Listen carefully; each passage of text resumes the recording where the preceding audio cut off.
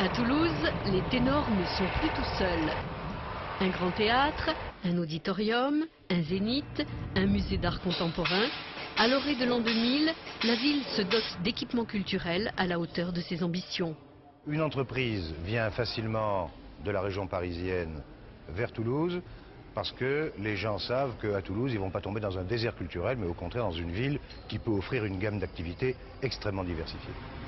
Fermée depuis près de 5 siècles, l'église Saint-Pierre-des-Cuisines ouvrira ses portes au public le 8 novembre prochain. Elle a été transformée en auditorium pour le Conservatoire national de région et accueillera des concerts et des spectacles de danse.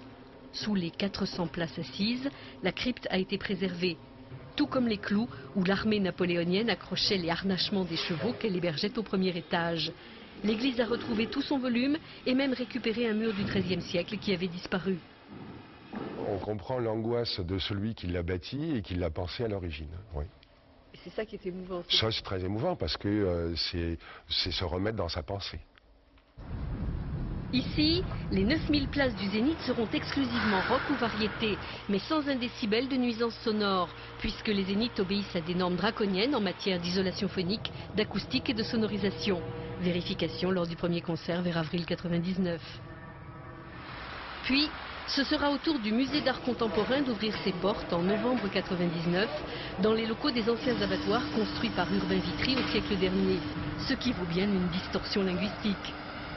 Étant donné que notre logo est les abattoirs, je crois qu'on ne peut pas donner rendez-vous aux abattoirs, ce qui serait très malséant, mais à les abattoirs. Outre les collections permanentes de la ville, dont le fameux rideau de scène de Picasso qu'on ne pouvait pas voir à Toulouse jusqu'ici faute de place, le musée démarre dans la vie avec un joli cadeau.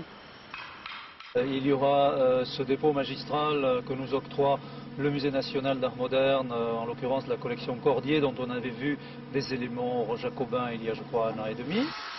C'est l'État qui finance ce musée à 40% et participe, ainsi que la région et le département, aux autres chantiers, ce qui aide la ville à financer ses grands travaux. On réalise tout ceci qui donne du travail à l'économie régionale, qui crée des emplois, sans augmenter l'emprunt et la charge pour le contribuable. Dernier chantier culturel, la médiathèque de Marengo, dont les travaux vont commencer ce trimestre et qui devrait sortir de terre en 2001, juste pour le 3e millénaire.